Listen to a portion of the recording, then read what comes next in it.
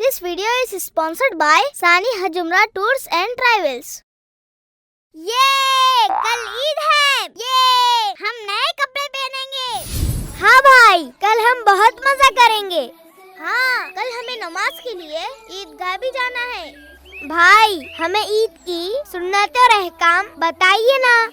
हाँ भाई, अच्छा किया आपने पूछ लिया। ईद उल फितर की सुन्नतें और अहकाम ये है कि गुस्ल करना, अच्छा लिबास पहनना, खुशबू लगाना, नमाज ईद से पहले खजूर खाना, नमाज ईद से पहले सदका फित्र अदा करना, ईदगाह जाना, ईदगाह जाते वक्त तकबीर कहना, अल्लाहु अकबर, ला इलाहा इल्लल्लाहु अल्लाहु अकबर वलिल्लाहिल हम्द। शुक्रिया भाई, कल हम इंशाअल्लाह इन बातों पर अमल करेंगे।